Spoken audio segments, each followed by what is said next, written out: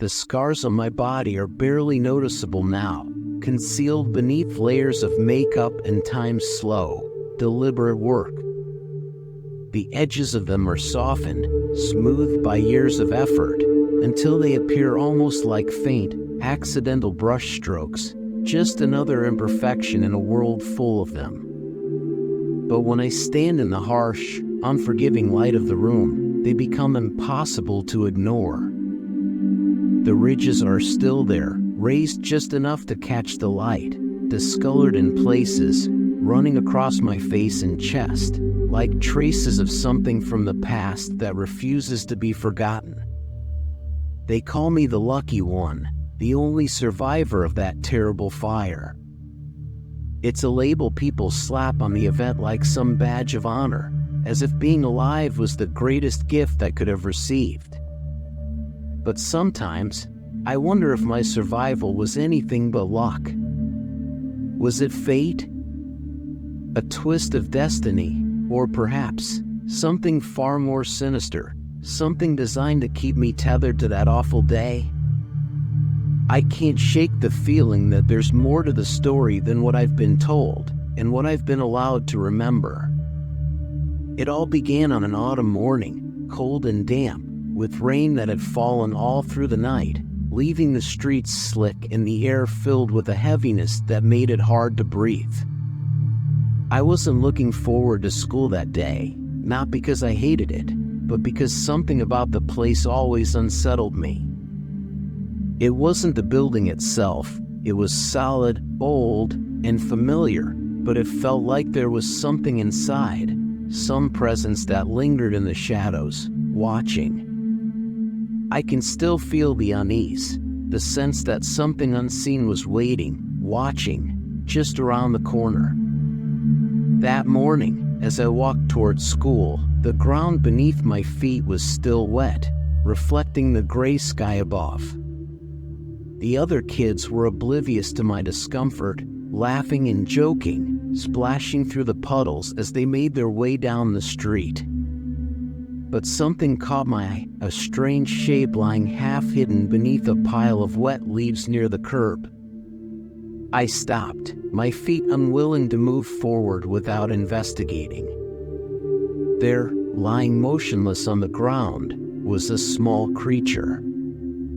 At first, I thought it was some kind of bird, but as I knelt closer, I saw that its feathers, or perhaps scales, it was hard to tell, shimmered in shades of silver and gray. Its back was marked with faint crimson patterns, like streaks of blood on a dark canvas. And its eyes, those burning orange eyes, stared up at me, wide and full of something I couldn't quite place. Without thinking, I scooped the creature into my hands. It trembled slightly, but didn't fight me, and I was struck by how warm it was, far warmer than I would have expected. Then, without warning, I heard a voice, a low, gravelly whisper that seemed to reverberate through my mind.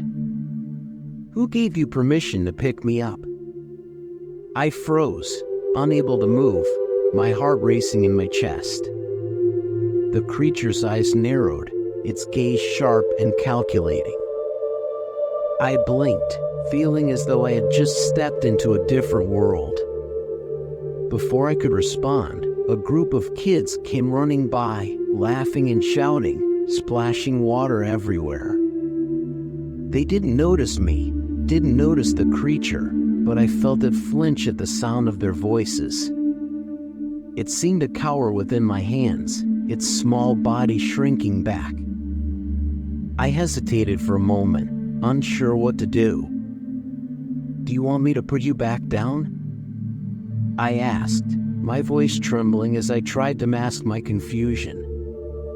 The creature studied me carefully, its fiery gaze unblinking.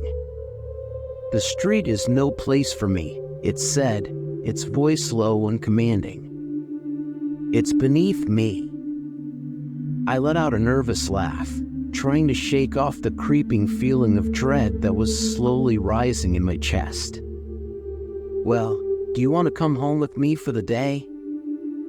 I asked before I could stop myself. You know, until you dry off. I promise I won't keep you. It tilted its head, clearly intrigued. And what do you want in return? I didn't even think before the words slipped from my mouth. Burn the school down, I said softly, as if the request were nothing more than a passing thought. The creature's gaze sharpened, calculating. It nodded, the gesture slow and deliberate. I shall consider your request, it said, its voice a low rumble. I didn't think much about it at the time. I took the creature home, hiding it in my room, where it curled up in the warmth of an old blanket I'd left on the floor. It was silent, unmoving, but I felt its eyes on me, watching me with a strange intensity. I left soon after, heading to school and pushing the strange encounter to the back of my mind. The next day, when I went to check on the creature, I found it weak, its body sagging, unable to lift its head. I felt a strange pang of guilt, but I had no time to dwell on it.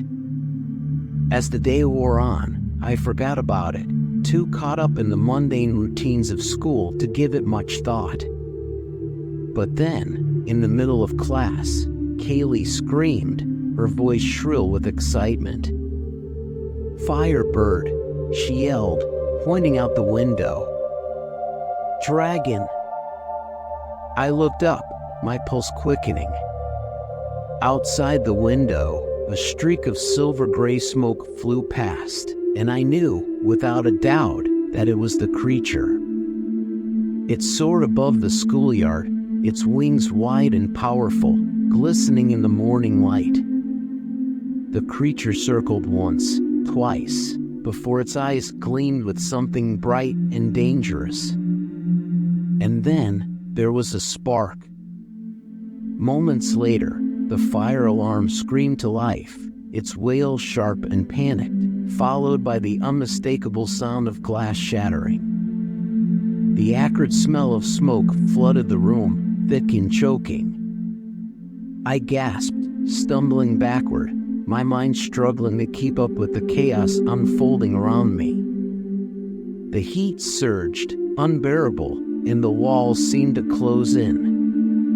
The last thing I saw was the ceiling above me cracking open, flames pouring through, and then nothing. I woke up in the hospital, bandages covering my skin, every inch of me screaming in pain.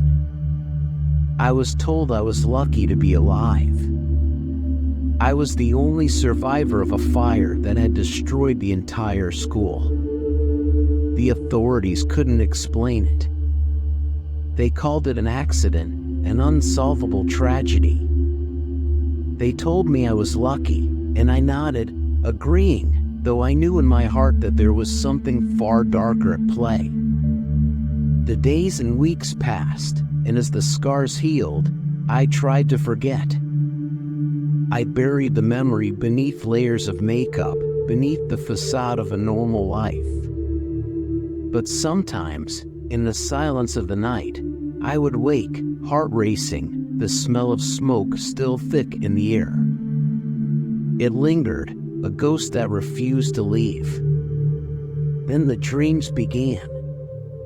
At first, they were brief, hazy fragments, a flicker of motion, the creature's burning gaze, fire and ash. But soon, they became vivid, too real to ignore. The creature would whisper to me in a language I couldn't understand, showing me visions of fire, destruction, and something unfinished. It was as if the promise we had made, that dark and twisted bargain, was calling me back to that day, urging me to fulfill my end of the deal. And in those moments, I could feel it. A brush of wings against my skin, the warm breath of something just behind me. It was there, lurking in the shadows, waiting. They say I was lucky to survive. But I know the truth. The creature didn't save me out of kindness. It spared me for its own reasons, marked me, bound me to that terrible day. And now, no matter how hard I try to run, I know the time will come when I'll have to answer its call.